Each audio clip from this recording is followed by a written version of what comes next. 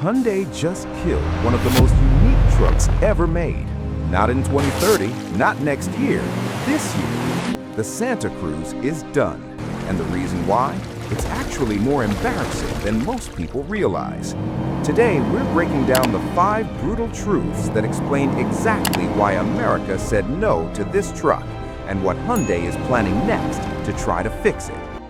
Let's start with the number that ended this truck's life. In 2025, Hyundai sold 25,499 Santa Cruz pickups. Sounds decent, right? Now, here's where it gets humiliating. Ford sold 155,051 Mavericks that same year. That's 6 Mavericks for every single Santa Cruz, 6 to 1.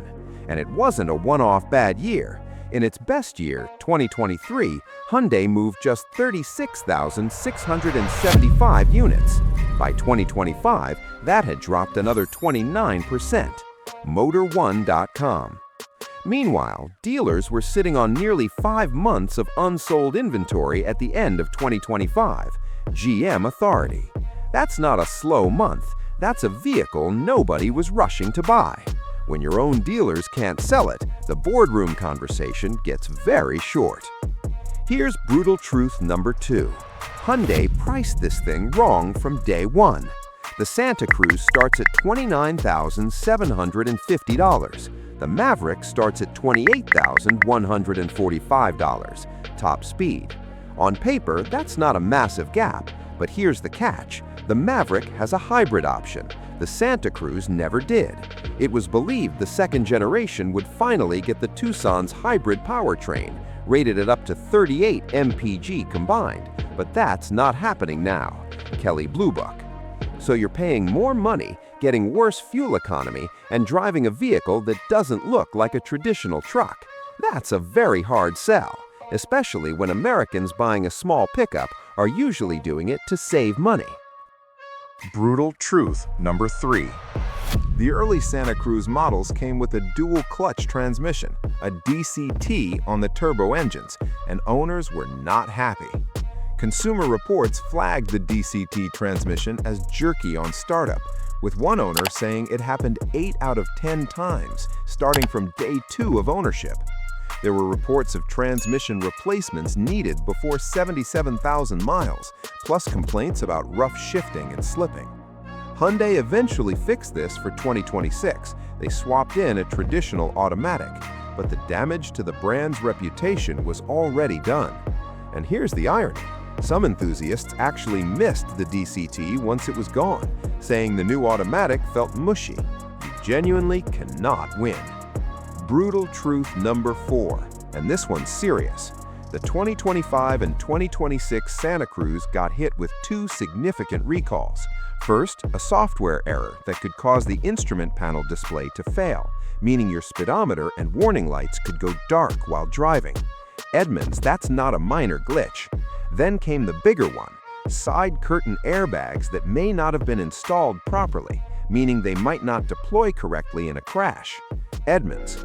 Hyundai fixed both issues free of charge, but when a truck is already struggling to build trust, news like this spreads fast, and it gives buyers every excuse to walk over to the Ford dealer instead.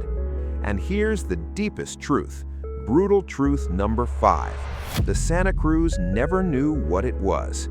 Introduced as a unibody sport adventure vehicle based on the Tucson crossover, it failed to capture the market's imagination. GM Authority. Truck buyers looked at it and said, that's not a truck. SUV buyers looked at it and said, that's not an SUV. Its compact size put it directly against the Maverick, but it failed to be as popular as Ford's more utilitarian choice. Cars Direct. The Maverick looks like a truck. It works like a truck. The Santa Cruz looked like someone couldn't decide.